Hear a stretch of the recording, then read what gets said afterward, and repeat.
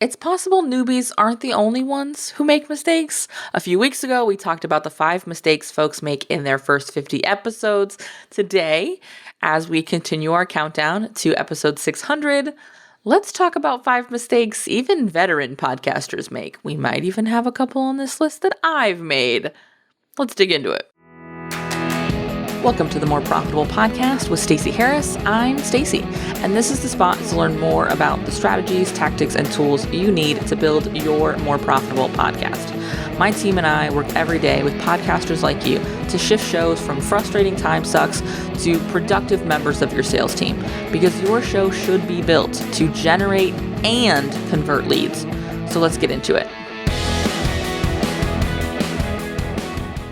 Episode 597, talking about mistakes you've made, I've made, we've made, lots of people have made. We're just gonna be honest about it, okay? We're gonna do it.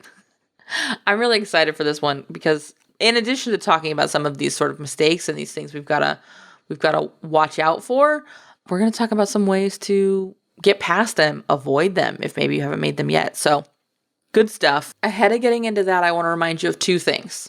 We have a brand new episode up on the podcast newsroom, April podcast, things you need to know. Head in there. We've got some stuff we're talking about with Spotify and some changes that they've made with Anchor. So don't skip that.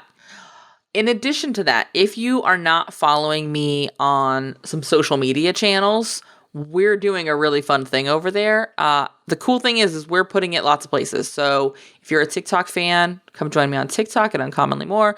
Instagram, also at Uncommonly More. LinkedIn, I'm actually doing those over on my personal page. We'll reshare them to the Uncommonly More company page.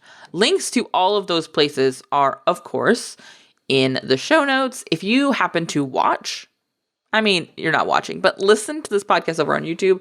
Make sure you check out the YouTube shorts because that's where we're putting them. But what we're doing is 30 days of video. We're doing a 30-day countdown to episode 600, where I am talking about some of the lessons I've learned in 600 episodes, some of the mistakes I've made, and most importantly, I'm answering some of the questions that came in when I asked folks who are subscribed to the podcast newsroom. I asked over on Instagram. I asked some of our clients. And then I asked just some important minds in my world what they'd like to know. And I got some really great questions, way more than we could cover in episode 600. So we sort of evolved it into this really cool little countdown. So there are 30 days of videos. The cool thing is they're like 1-minute videos. So these are YouTube shorts, TikToks, Instagram reels. So there's nothing you're going to have to sit down for forever and ever. But if you would like to see those, make sure you are following along in all of the fun places and checking those out. And if you have questions you'd like to add to the hopper, throw them in there. Because a lot of the questions I actually got, and we'll talk about this at some point, we're evolving into podcast episodes after we hit episode 600. So we've got some really, really fun stuff coming out that I would not have thought of talking about if I hadn't asked. So I'm glad I did. With that, let's get into it. Let's talk about 5 mistakes even veteran podcasters make by kicking off with number 1. The number 1 mistake we see, regardless of stage of business, is not consistently publishing new episodes.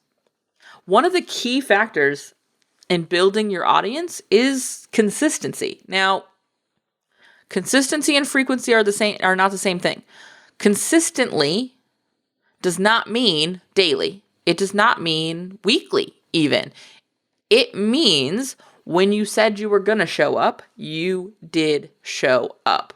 So, if you launch your show and you've got in your description and you're talking about in your episodes how we've got a brand new show every week, but really you have a brand new show every 3 weeks, then that's a problem.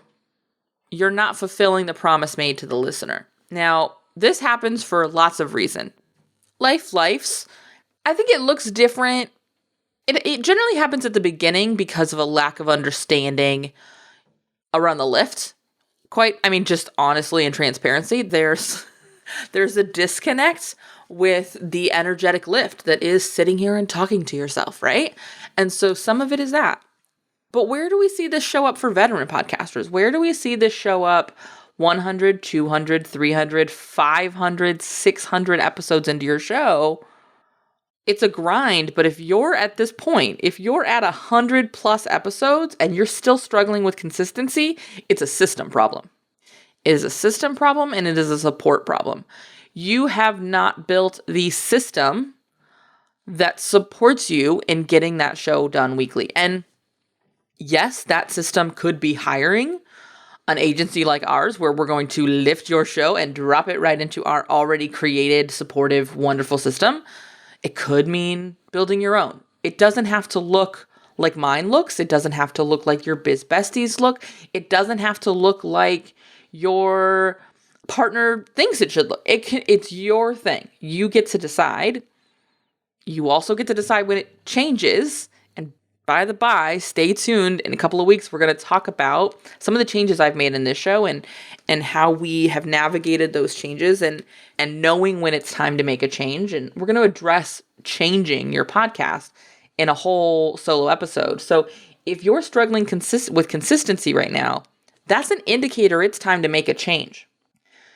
If you're seeing consistency, but not at the promised rate, meaning you are consistently getting those episodes that should go out weekly. I'm not going to say should. You're consistently getting those episodes out that you promised to deliver weekly, actually every 3 weeks, but it is consistently happening every 3 weeks. You have a consistency. There's just a misalignment with your promise. Change your promise. If every 3 weeks is working, let every 3 weeks work. When I was struggling with consistency the most was actually before I launched the podcast, in full transparency, and when I was blogging. And part of what helped me was I launched the podcast. So if you're struggling with a weekly podcast, but you never struggled to write blogs weekly, might be time to change your content format. I know, I should not, as a podcast producer, be talking you out of a podcast, but they're not for everybody. That's why 44% of shows don't last past the third episode. There's an intentional silence here. I want that to sink in. 44% of shows don't last past episode 3, and it's because they do not build in the support and the structure to help them deliver consistently. So if you are not consistently publishing new episodes, you're doing a huge disservice to your listenership. You're doing a massive disservice to your podcast and the results that you want it to bring. But here's the good news. It's an indicator. It's a warning light on your dashboard. This lift isn't working this way. How do I make it work? The number 2 mistake I see even veteran podcasters make, ignoring listener feedback. Now, I'm going to just asterisk the heck out of this one right here. There is a line. There is a middle. There is a gray area. This is not about completely tuning everybody out or living and dying by their feedback. There is a middle zone. You cannot ignore listener feedback because they're who the show is for. What you can do is run listener feedback through a filter. The number 1 question on this filter, is this person an ideal client?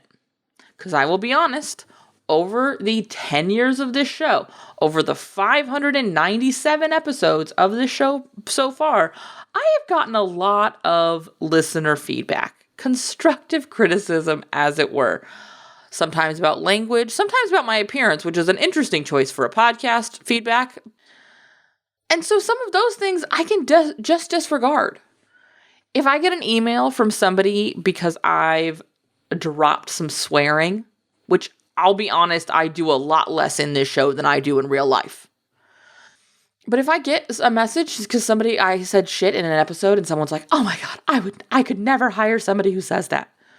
I'm not concerning myself with that feedback because that is the listener self-selecting themselves out. That's my show working. This show is built to generate, educate, and convert right fit leads, which means it is also built to repel poor fit leads. So the occasional shit fuck damn is going to have to exist to help shake off those who it's not a fit for. If you saw this episode and you saw that little E where I marked it as explicit and you went, not for me, cool. But don't email me and be mad about it. because that's not the listener feedback I'm working for. On the flip side, when we sat down to start preparing episode 600 of this show, I went to my email list. I went to my Instagram, because that's where the people who listen to the show engage with me. That's where we have conversations. And I absolutely wanted and needed the feedback that was going to help me make some decisions around production. When I get questions after I've done an episode and somebody DMs me on Instagram and they're like, hey, Stace, I loved that you talked about the role guests should play on my show. I'm looking at this opportunity. What are your thoughts? I'll generally give a couple of thoughts, not a ton. I mean, it's Instagram DMs. If you want all of my thoughts, we have strategy sessions for that. But I'll drop a couple thoughts. More importantly, what I'm doing is I'm taking that and I'm going, oh, there's more depth in this well. There's more value I didn't cover in that episode. I need to revisit that and start hitting some of that nuance. And sometimes it's, hey, this needs to be another episode. And sometimes it's, hey, let's put together a workshop. That was an accidental tease, but nonetheless, sometimes that feedback helps us dictate our next direction, our next step, where we are missing things. And here's the reality. We're experts, and so we don't know what we're talking about.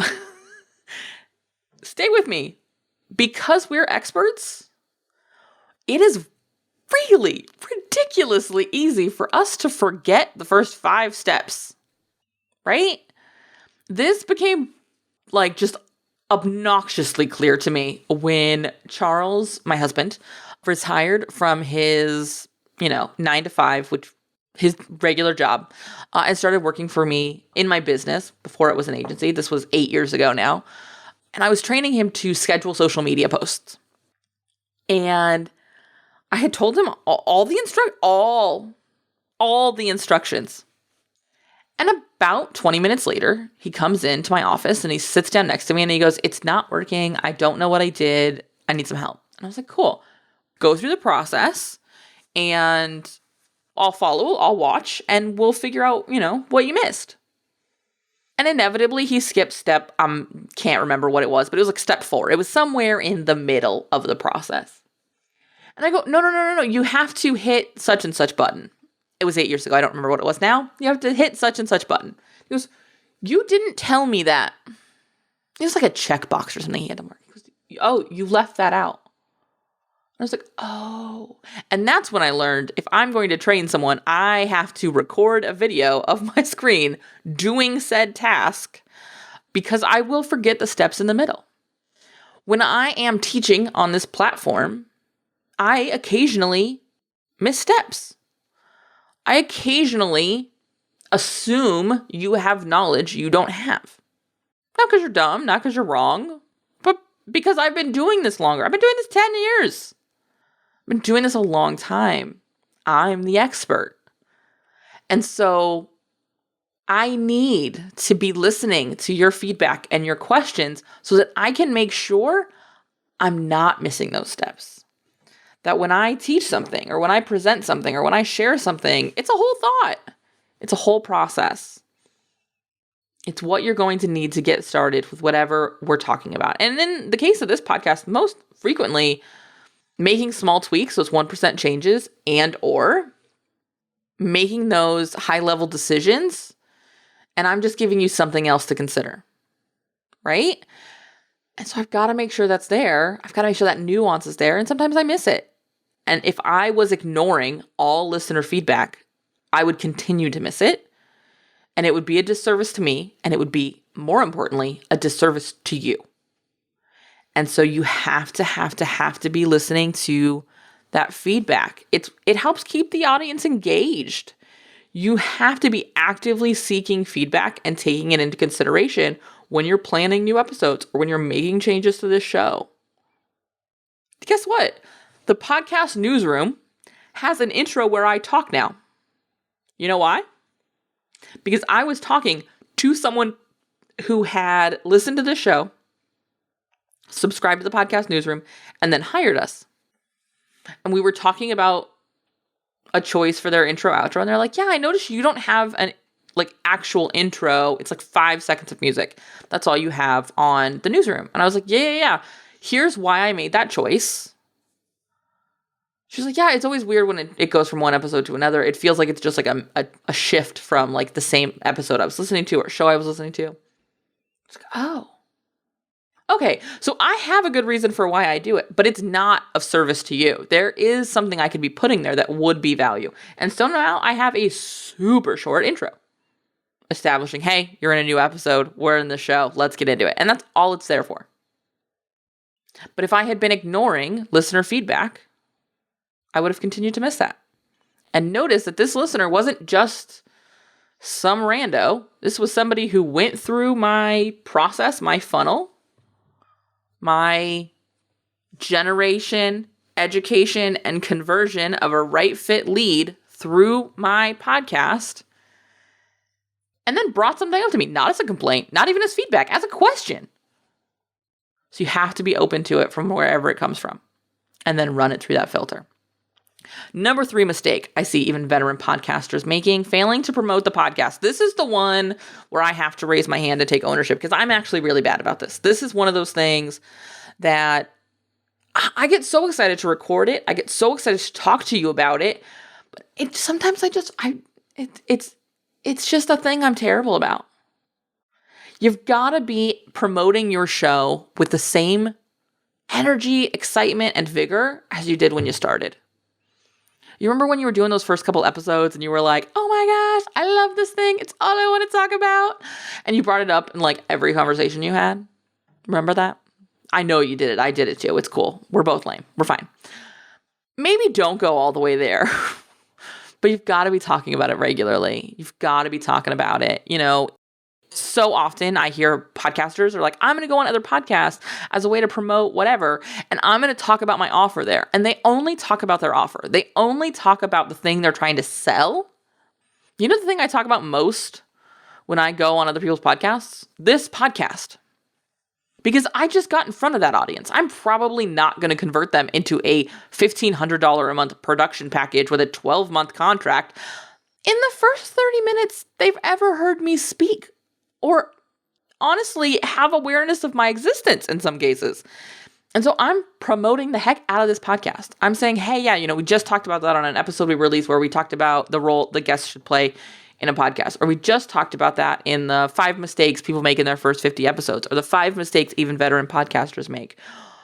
We absolutely, you know, every podcast that's being run by a business and being used as a tool to generate, educate, and convert right fit leads needs case study episodes and needs sales page episodes. Here's 2 examples. Here's an episode I did with our client and my good friend Tara Newman about growing her show in 44% over a year. And here's an episode that we walked through our whole process, what working with Uncommonly More looks like.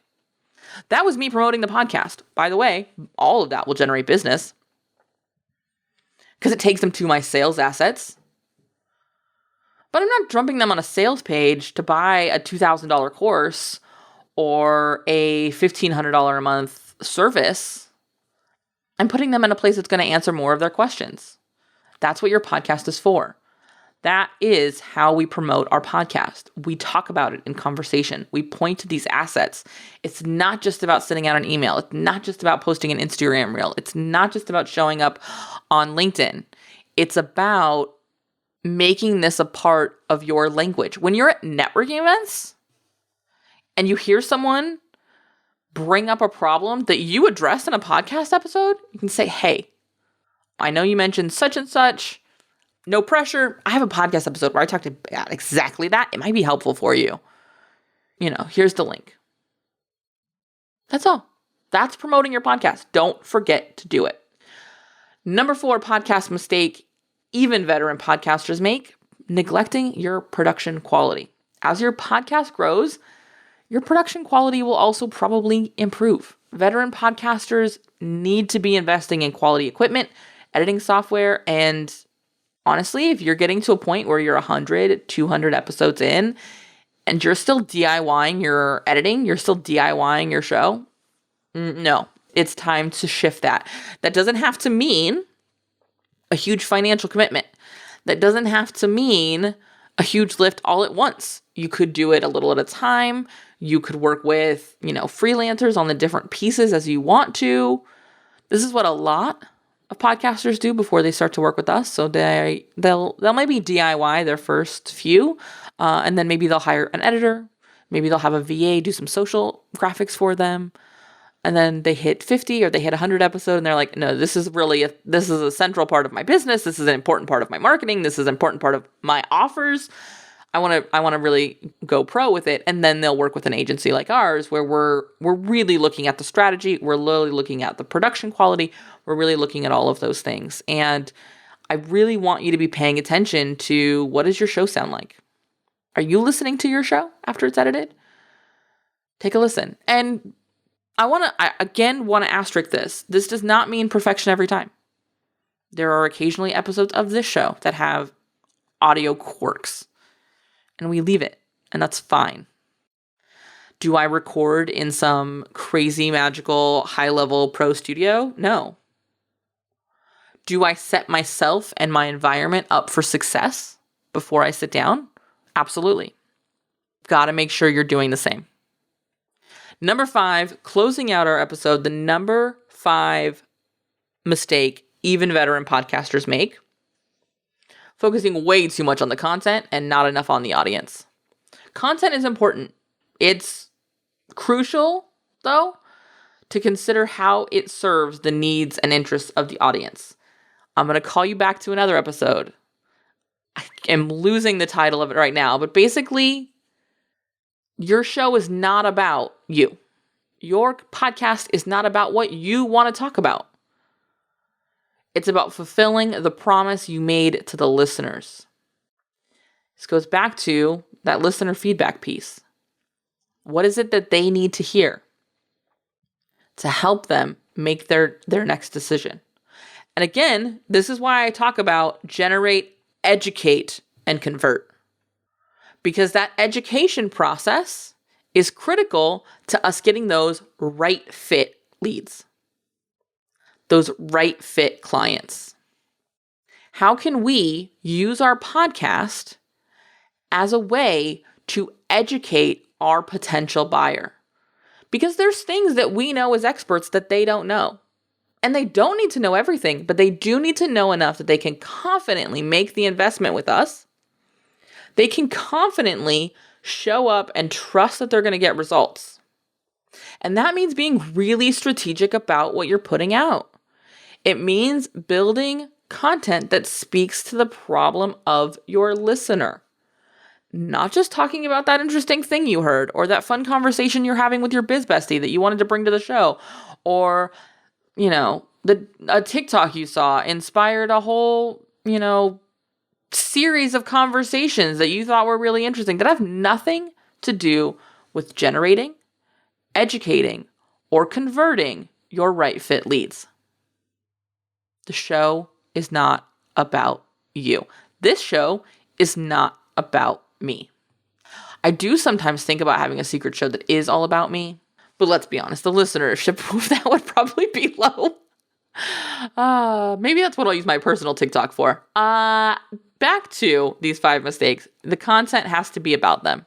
It has to be strategically created. And if you're struggling with growth with your show, if you're not seeing an impact on your sales, if you are not seeing an impact in your show growth, then it's time to be thinking about the assets you're putting out and where you can be better aligning, where you can be answering the questions that they have before they buy.